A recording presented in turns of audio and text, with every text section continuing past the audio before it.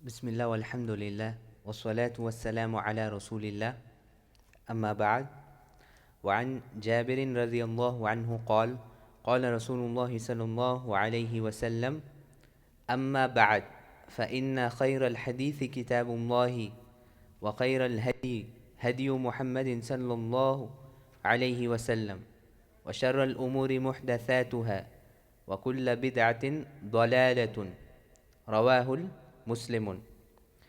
It is reported, Jabir radiallahu anhu reported that Allah's Messenger sallallahu alaihi wasallam as saying, to proceed, the best speech is the book of Allah.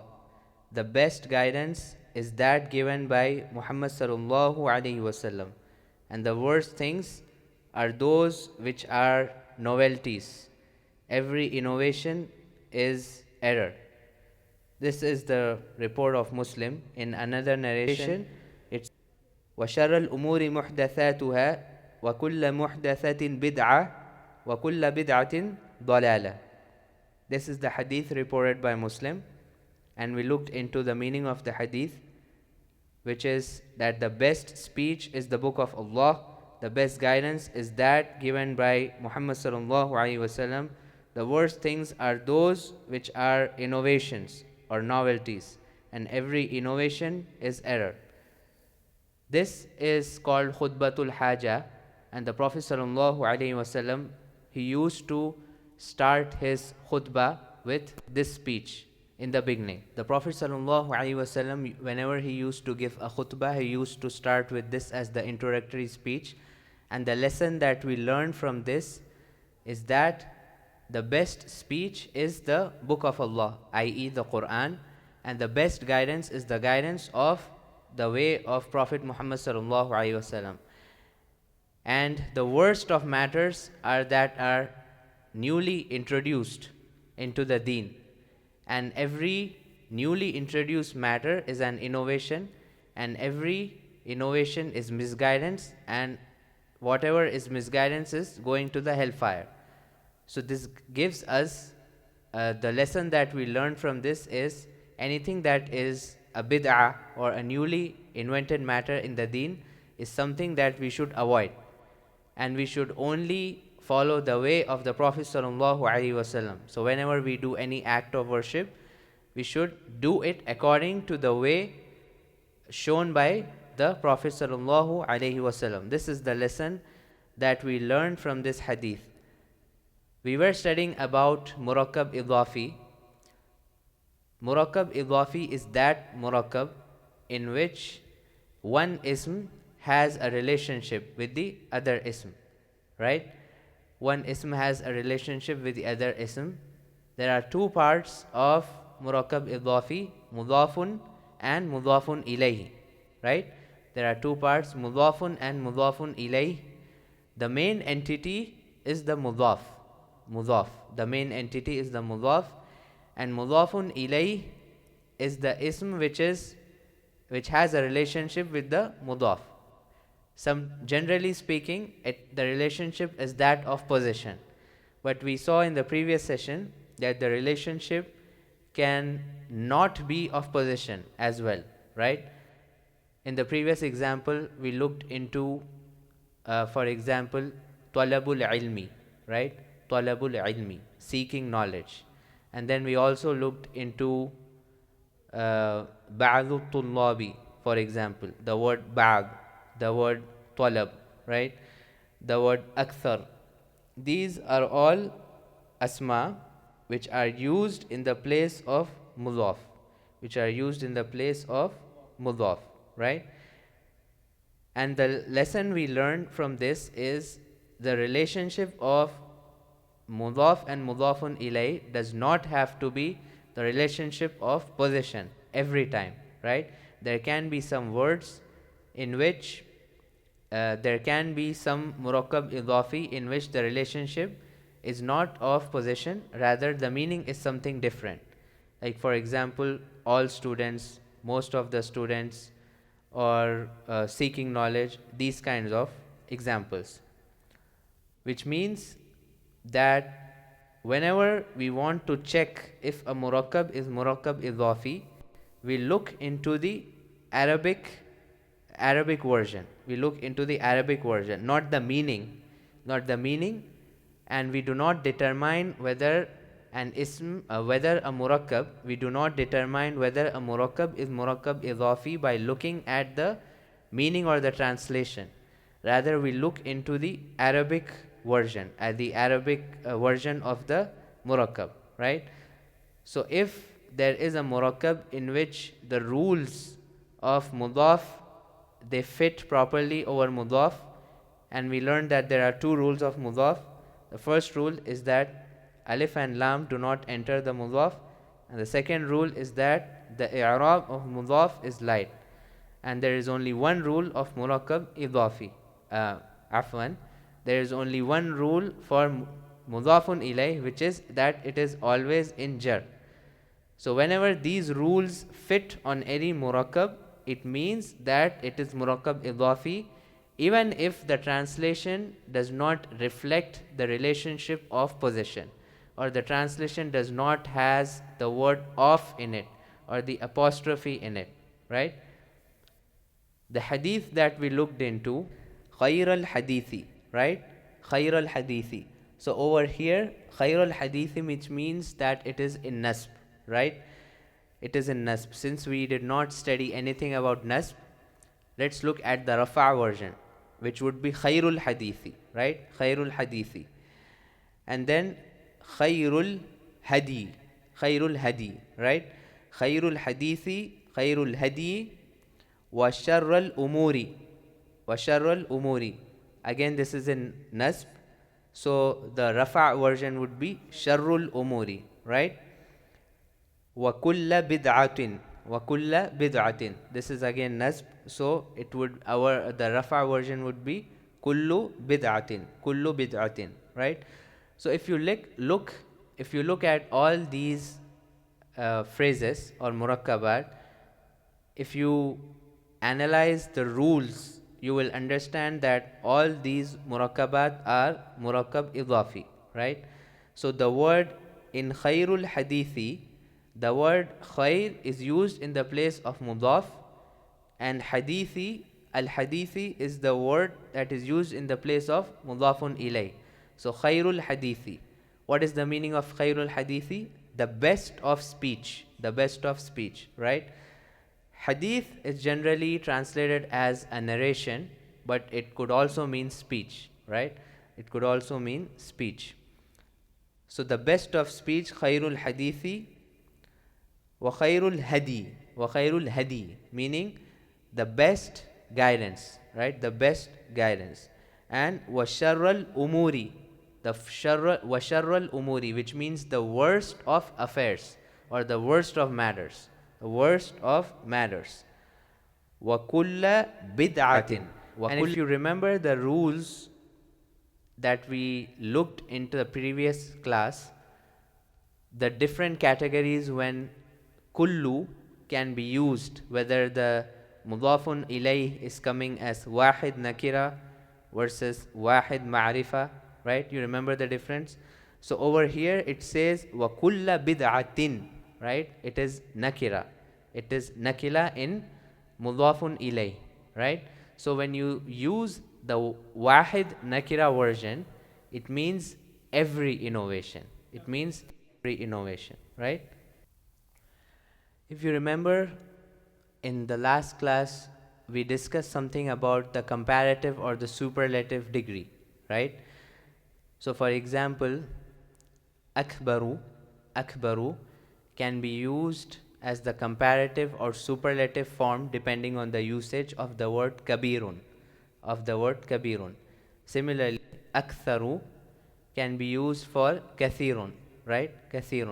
So the word akbaru, aktharu, this is on the weight of af'alu, right? And whenever you see something like, for example, afdalu, we have someone's name as afdal, right? We say afzal in Urdu, but it's actually afdal, right? So afdal and akbar and akthar and ahsan, right?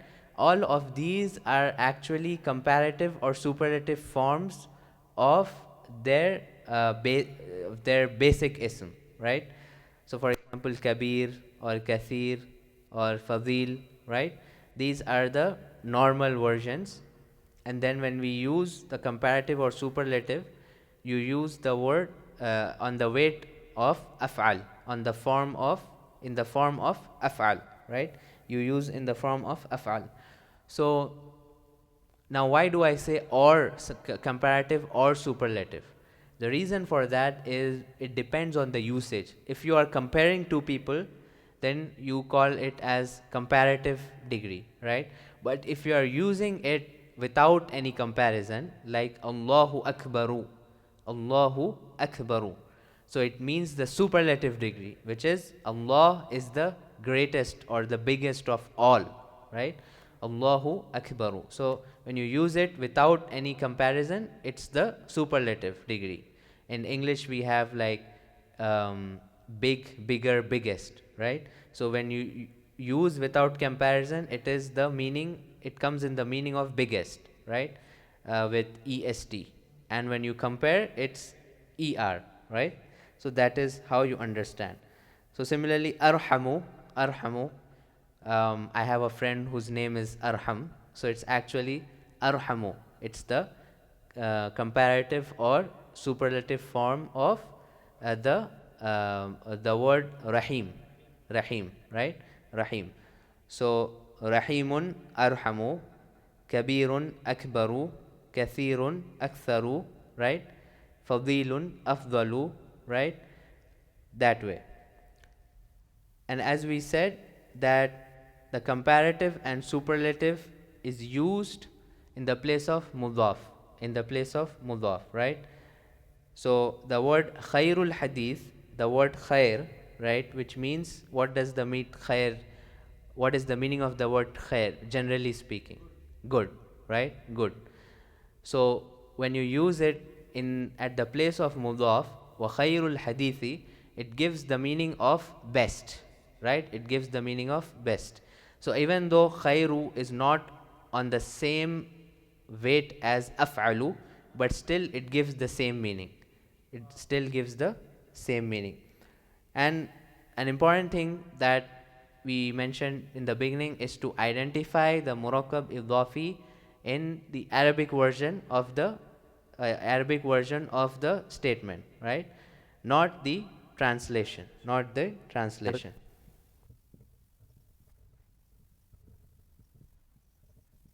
We have these two murakkabat. The first one is Zaid's house, right? Now, how do you translate it into Arabic? What would it be? The rules of murakkab idafi again, mudaf and mudaf ilay. So which comes first? Mudaf. What is the mudaf over here, which is the main entity that we are talking about? It's the house, right? It's the house. So the word is baytun, but because it's a mudaf, it will be light, right? So it will be baytu. And the word for Zaid is Zaydin, right? Baytu Zaydin. Similarly, for Fatima, what would be the Arabic version?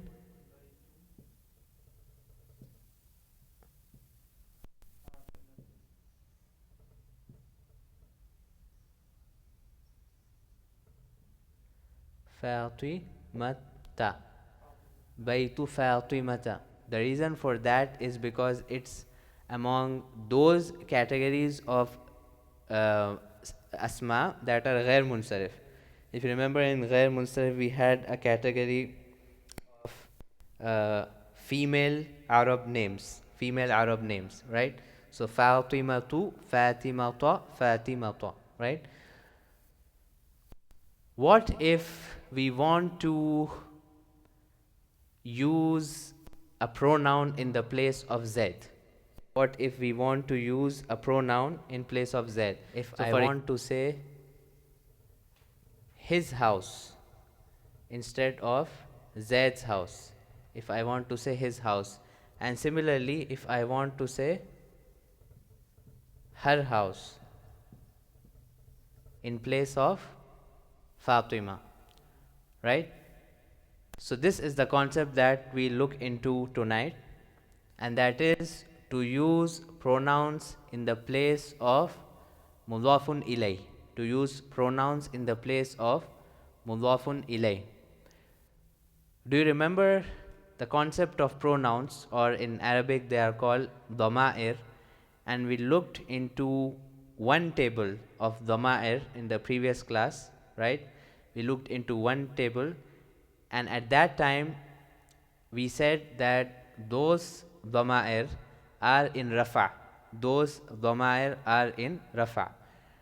Over here, since we are trying to use dhama'ir or pronouns in the place of mudafun ilay, in the place of mudafun ilay, right? In that case, what would be the i'rab of dhama'ir? What would be the i'rab of dhama'ir? What is the i'rab of mudafun ilay? Jar, right? The i'rab of mudafun ilay is jar. That means that we have to learn the dhama'ir in jar. We have to learn the dhama'ir in jar. The dhama'ir that we saw earlier were all in rafa. And tonight when we look into dhama'ir, they are the same for nasb and jar. They are the same for nasb and jar, which means that there are only two tables in Arabic. There are two tables of pronouns or dhama'ir in Arabic. One of them we studied earlier, and the second one is something we will look now. For dhama'ir in nasb and jar, if you look and compare with what we studied earlier, a lot of them are similar with the exception of few. So let's start with the first one, and as we know that we have total of 14 forms. We have a total of 14 forms. The first type of dhama'ir are regarding the third person, right? And we know what a third person is. A third person is whenever we are in a conversation, if two people are in a conversation, the person about whom we are talking and who is not included in the conversation is the third person. In English we have his, her, them, they, like that. Second person is the person I am speaking to, right? Is the person I am speaking to. It's called second person. And first person is myself. The first person is myself. So we have the dhama'ir of third person, second person, and first person. And as you can see, we have them as wahid, muthanna, and jama, right? Singular, dual, plural. And then we have muzakkar and muannath, right? There's one more thing to understand, that if you look at this table, you will find that there is a dash. There is a dash before each and every dhamir. Right? The reason for that is the dhama'ir of nasb and jar are attached pronouns. What do we mean by that? There is something before the dhamir. That is attached to the dhamir. Which is unlike the case of the first table of dhama'ir, in which case they were the detached pronouns. Right? So that is a big difference. So let's practice these dhama'ir once or twice, and as we dealt with them earlier, right? So my right hand is mudhakkar and left hand is muannath, right? And the way how we did it in the previous session was, for third person we use this direction, and this for second person, and this for first person, right? So let's start. Attached who, right? And we are using the word attached to get used to the concept that this dhamir is attached to something. This dhamir is attached to something. So attached who, attached huma, attached whom, right? Say along with me, attached who, attached huma, attached whom, right? Attached ha, attached huma, attached hunna, attached hunna, right? Attached ha, attached huma, attached hunna, right?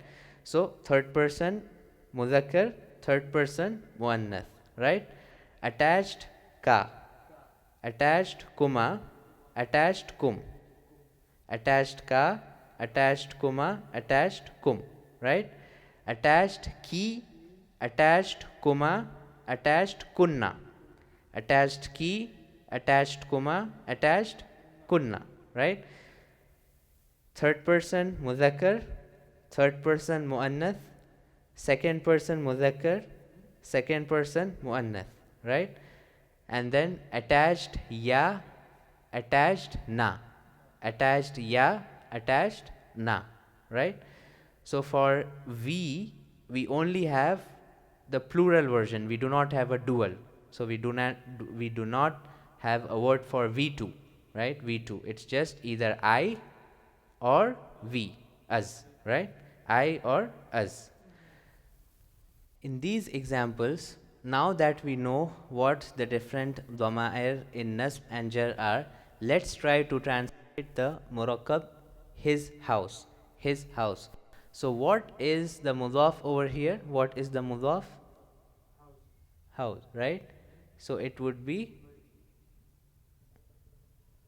by 2. And what was the dhamir for his? Do you remember? Attached who? Attached who, right? So this would be baytuhu, right? Baytuhu. Simple? Simple. Similarly, for Fatima,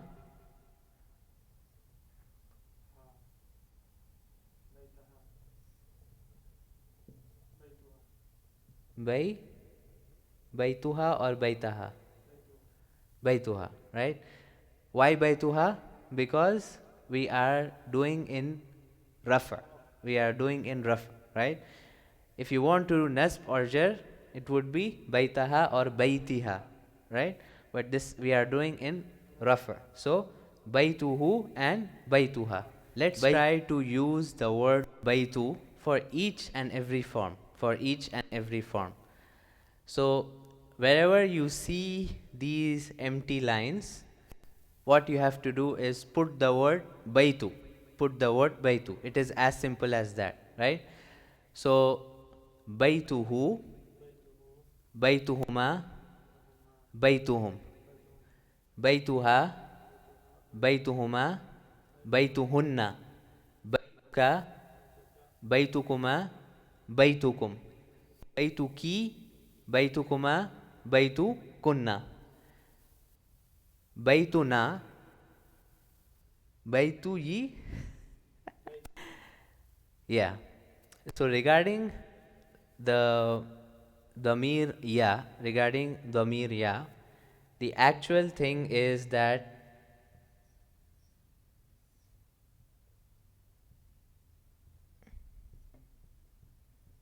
it's baytu plus ya. It's baytu plus ya, right? So the problem with ya is that ya does not accept the dhamma, right? The problem with ya is that ya does not accept dhamma for an ism, right? Ya does not accept a dhamma for an ism, not for fi'l, because fi'l, when we study fi'l in the future, inshallah, you will see that it does not work that way. But for ism, ya does not accept a dhamma. Ya only wants a kasra. Ya has a close relationship with kasra, right? If you remember in the previous sessions, we said that hamza or alif has a close relationship with fatha, waw has a close relationship with dhamma, and ya has a close relationship with kasra. Kasra, right? Kasra. So now what to do? Ya does not accept a dhamma. Ya does not accept a dhamma. The solution is that the ta over here, since ya is not gonna accept a dhamma, it gets converted into a kasra. It gets converted into a kasra.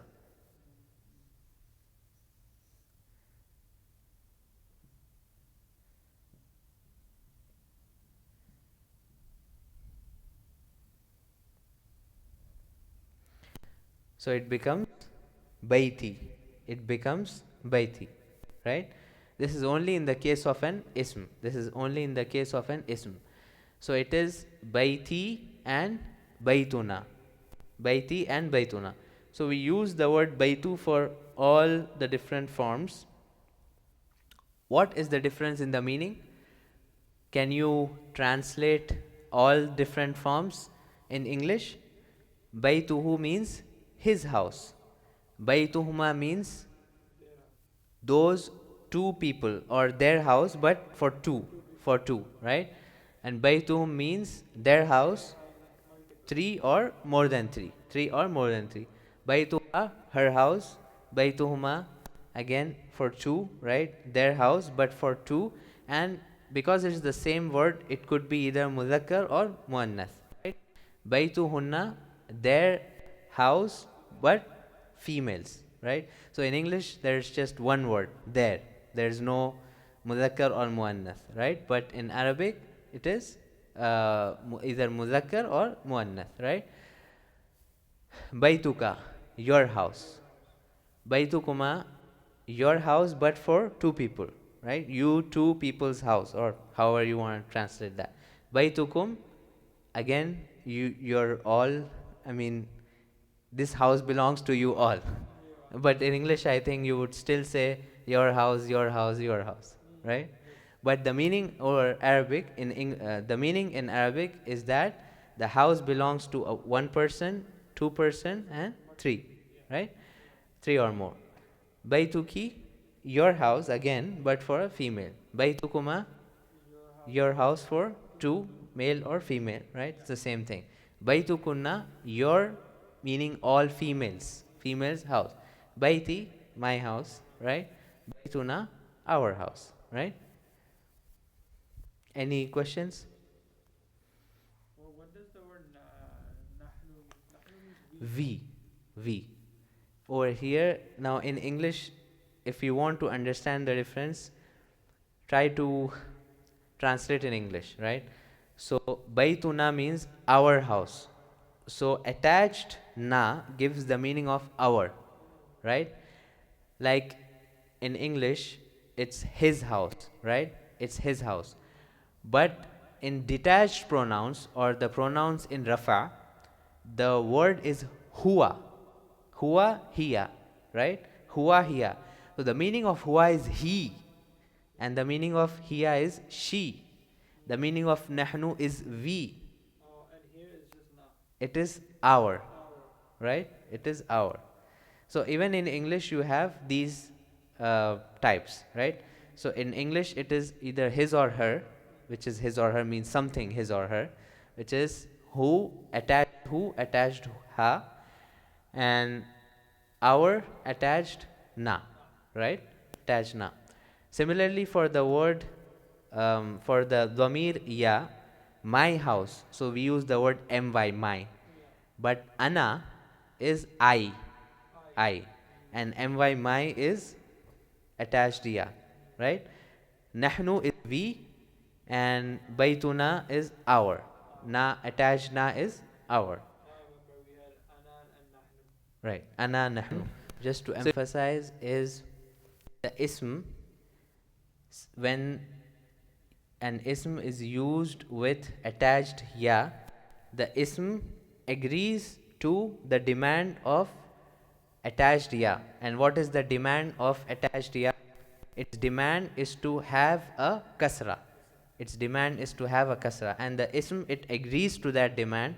So instead of dhamma, it gives a kasra and then it gets attached to the ya. But fi'l does not agree. Fi'l does not agree to this demand. And inshallah, if we look into fi'l later, we'll study that. Let's use the word rabbun. Let's use the word rabbun. So we have the word rabbun. This is the ism rabbun in all the different forms. In all the different forms. Rabbuhu, rabbuhuma, rabbuhum, rabbuha, rabbuhuma, rabbuhunna, rabbuka, rabbukuma, rabbukum, rabbuki, rabbukuma, rabbukunna, Rabbi and Rabbuna. So the dua, if you look at the ad'iya meaning the plural of dua of the prophets, right? So they either start with the word Rabbi or with Rabbuna, right? Rabbuna. So it's generally the nasab form. So instead of Rabbuna, it would be Rabbana, right? The nasab form. But it's the same thing. It's the same thing. So either it is Rabbi, Rabbi zidni ilma, right? Or Rabbuna, right? And in the Quran, for example, Rabbana zalamna anfusana wa illam taghfir lana, right? So it is Rabbuna. So let's take some examples and then we will conclude inshallah ta'ala. If I want to say my house is far, now what we are doing is using this concept in a jumla. Using this concept in a jumla as we do it every time, right? So what is the word for my house? What is the word for my house? What is the word for house? Bayt. And for my house it's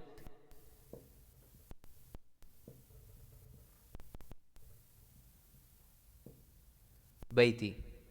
If I want to say my house is far, my house is far. The word for far is ba'idun. The word for far is ba'idun. So baiti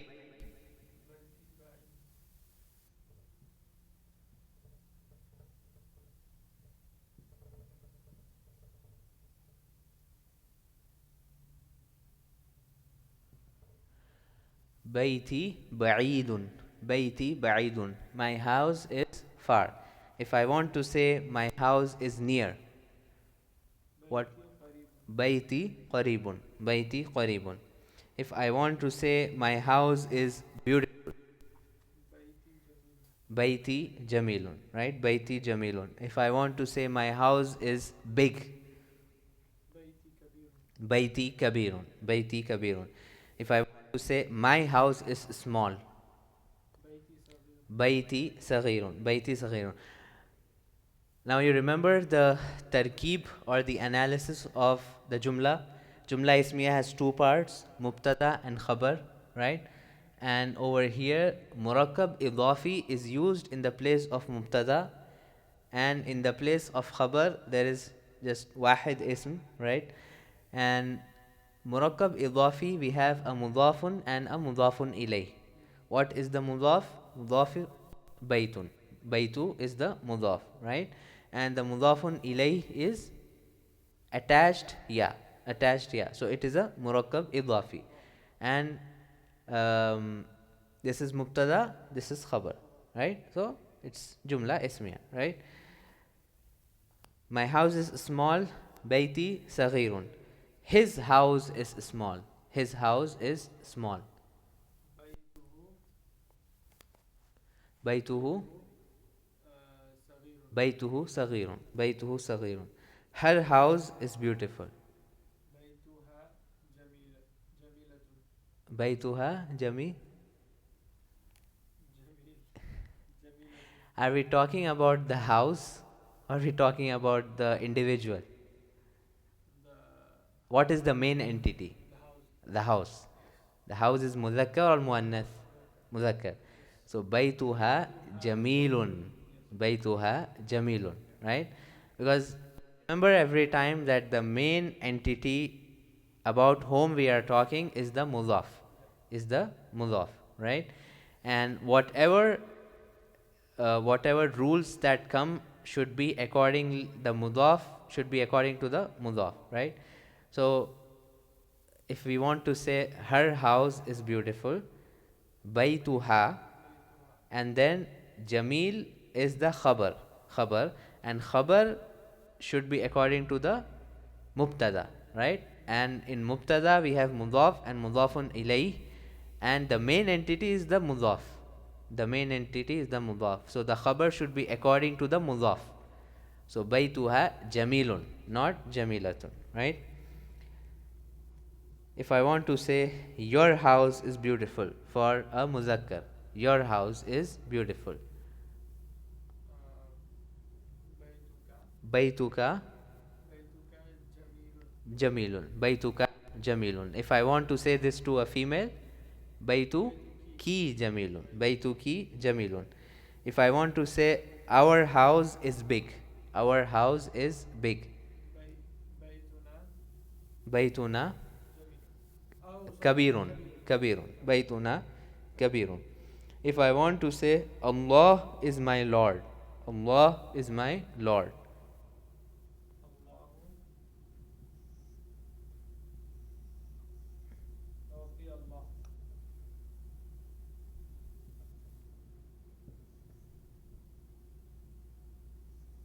الله ربي.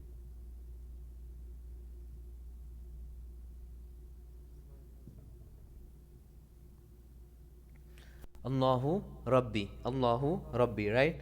So in Allah is my Lord, the Ismul Jalala, Afwan, the Lafzul Jalala. So when we use the word Allah in grammar, we call it Lafzul Jalala. Lafzul Jalala, meaning the word Allah, right? So the Lafzul Jalala over here is Mubtada, and Rabbi is the khabar. Rabbi is the khabar, right? So, and in the khabar we have a mudaf and a mudafun ilay. Mudaf and mudafun ilay, right? So, Allahu Rabbi. If I want to say Allah is His Lord, Allah is His Lord. Allahu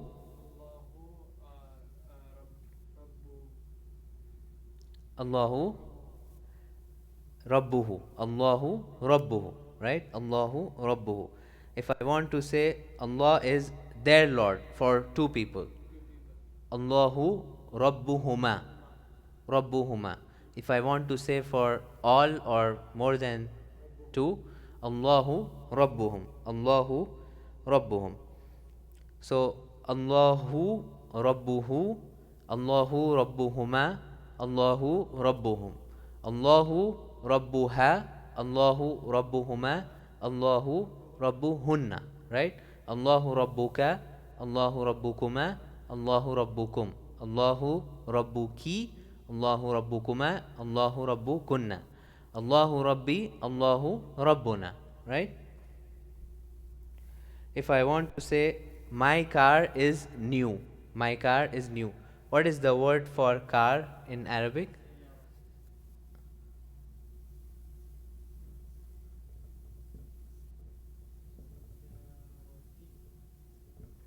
Sayyarati, right? Jamilatun, right? Sayyarati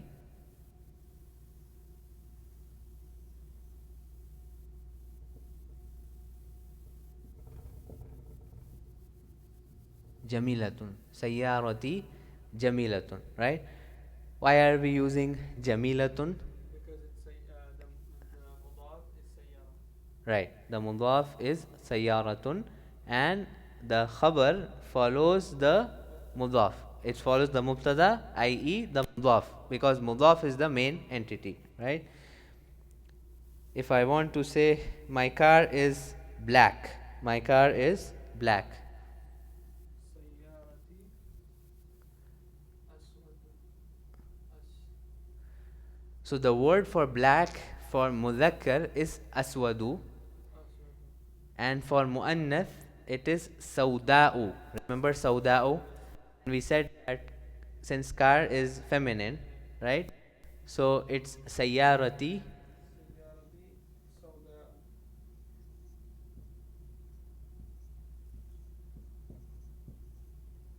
سوداء. sawda'u. If I want to say my car is blue, sayyarati zarqa'u. Sayyarati زرقاء.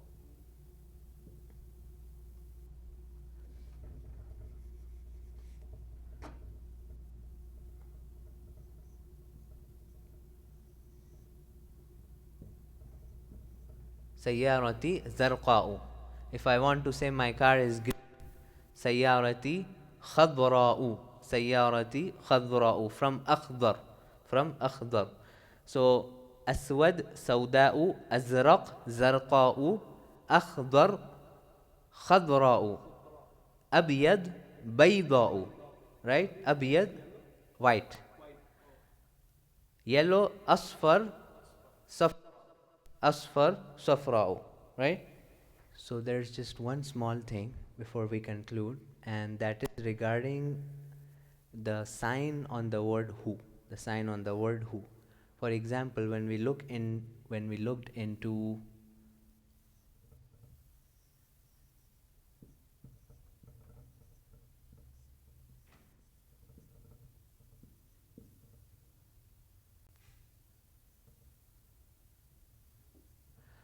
Allahu Rabbuhu, right?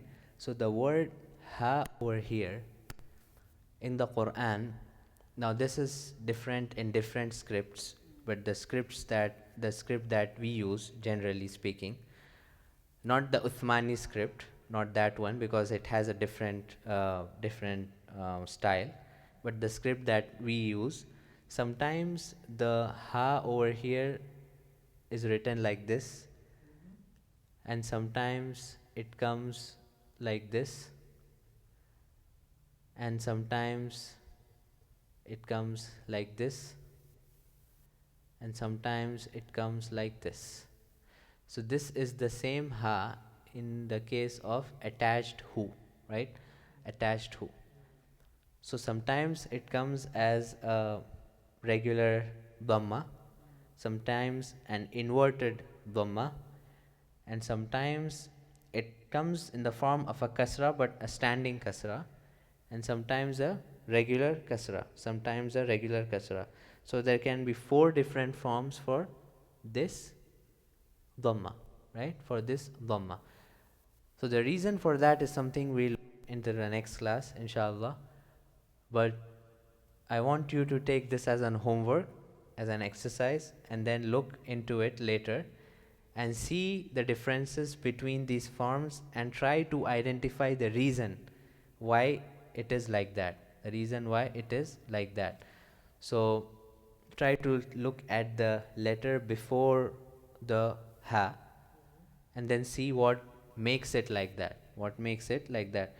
Now, according to the rules of tajweed, we know that whenever you have an inverted dhamma, you stretch little bit more, right? So سبحانك اللهم وبحمدك أشهد أن لا إله إلا أنت أستغفرك وأتوب إليك. جزاكم الله خير. السلام عليكم.